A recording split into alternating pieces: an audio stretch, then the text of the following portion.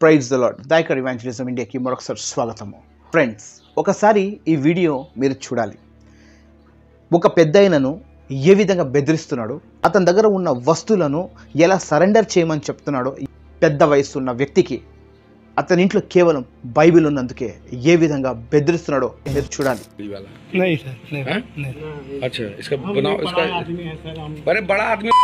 हमारा था बड़ा आदमी नहीं पढ़ा, वहाँ नहीं पढ़े हो तो ही पूछ ले।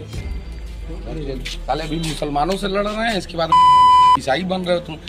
इसका देते हुए पूरा वीडियो बनना चाहिए। इधर इधर देखो, बोल चलो ऑन करो वीडियो। हो गया लाओ, बोलो इस कैमरे पे सारी फोटो बोलो ना, बोलो मैं बोल रहा हूँ पीछे बोलो। सारी फोटो सारी किताबें ईसा मसीह की मैंने दे दी है। अब मेरे घर से कुछ भी ईसा मसीह का अगर बरामद हुआ तो मेरी जिम्मेदारी है। ठीक, हालेलुया बोलो।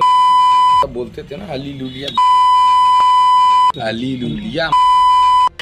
चलो చూశారు కదా ఫ్రెండ్స్, ఇంట్లో బైబిల్ ఉంటేనే ప్రాబ్లం అయిపోయింది తనకి. అతను బైబిల్ చదివితే ప్రాబ్లం అయిపోతుంది, ఇంట్లో యేసుక్రీస్తు ఫోటో కనిపిస్తే ప్రాబ్లం అయిపోతుంది. ఇంకేం చేయాలి చెప్పండి? వీడు ఇలాంటోడు ధర్మాన్ని కాపాడుతున్నాడని ధర్మము అడ్డం పేరు పెట్టుకొని ధర్మానికి సంబంధించిన ఒక పని కూడా ఇతనికి చేతకానోడు కర్రెలు పట్టుకొని ఇంటికొచ్చి బెదిరిస్తున్నాడంటే కనుక దీనికైనా నీచమైన పని ఇంకేముంటుంది? మన ఇంట్లో మనము ప్రార్థన చేసుకున్నా, మనము బైబిల్ చదువుకున్నా ఇలాంటి మూర్ఖులకు మనం పర్మిషన్ అడగాలనా? మర్యాద కూడా లేకుండా ఆ పెద్దాయనతో ఎలా ప్రవర్తిస్తున్నాడో అనేది మనము ఈ వీడియోలో చూస్తున్నాము. బైబిల్ పెట్టుకుంటే తప్పేముందండి? బైబిల్ పెట్టుకోదని ఏమైనా రూల్ ఉందా?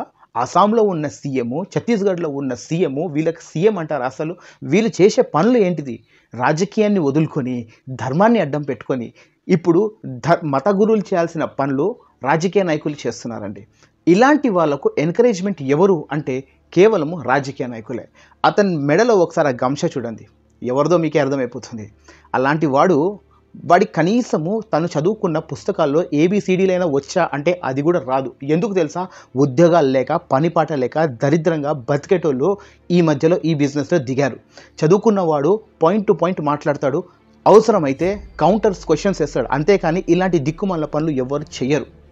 ఇలాంటి వాడు కట్టె పట్టుకొని ఒక పెద్దయిన దగ్గరికి వచ్చి అతని బైబిల్, అతని ఇంట్లో ఉన్న ఫొటోస్ అంతా ఒక బ్యాగులు వేసి ఇంకొకసారి దీన్ని పూజించొద్దు అని చెప్పి ఎలా బెదిరిస్తున్నాడు. బెదిరింపులకు అక్కడ భయపడతారేమో. ఇలాంటి వాడు గనక ఇదే తెలంగాణ, ఆంధ్రలో ఉంటే వీనికి చట్టము ఒక ఆట ఆడుకునేది. కానీ ఏం చేద్దాం, పాపం యూపీలో ఉన్నాడు. అక్కడ మనకందరికి తెలుసు ఎవరు రాజ్యమో. మాట్లాడితే ముస్లిమ్స్ కానీ క్రిస్టియన్స్ కానీ అక్కడ ఎలా బతుకుతున్నారో ఒక నరకంగా అనుభవిస్తున్నారండి వాళ్ళందరూ. ఏదైనా వాళ్ళపైన చర్యలు తీసుకుంటే వాళ్ళ ఇంటిపైన బుల్డోజర్స్తో దాడులు చేస్తున్నారు, ఇల్లుని కూలగొడుతున్నారు. అసెట్స్ వాళ్ళు సంపాదించుకున్న వాళ్ళ కష్టాలు జీతం అంతా మొత్తము వీళ్ళంతా నాశనం చేసి పడేస్తున్నారు. నెక్స్ట్ టైం అతను ఫినాన్షియల్గా కాదు, మెంటలీకి కూడా వాళ్ళకి ఎంతో డిస్టర్బెన్స్ చేస్తూ నెక్స్ట్ టైం వాళ్ళకు పైకి రానియకుండా చేస్తున్నారండి. ఇదే ప్రాబ్లం మన ఆంధ్ర తెలంగాణలో కూడా జరుగుతుంది. ఒకవేళ ఇలానే జరిగితే క్రైస్తవుడా మేల్కోవాలి.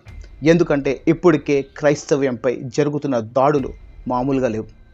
మీరందరూ ఏకం కావాలి, మనమందరం ఏకం కావాలి. ఏకమయ్యి చట్టపూర్వకంగా మనమందరం ముందుకెళ్ళాలి. ఇలాంటి అరాచకము మన ఆంధ్ర తెలంగాణలో జరగకముందే మనమందరం మేల్కోవాలి. Praise lord. God bless you all.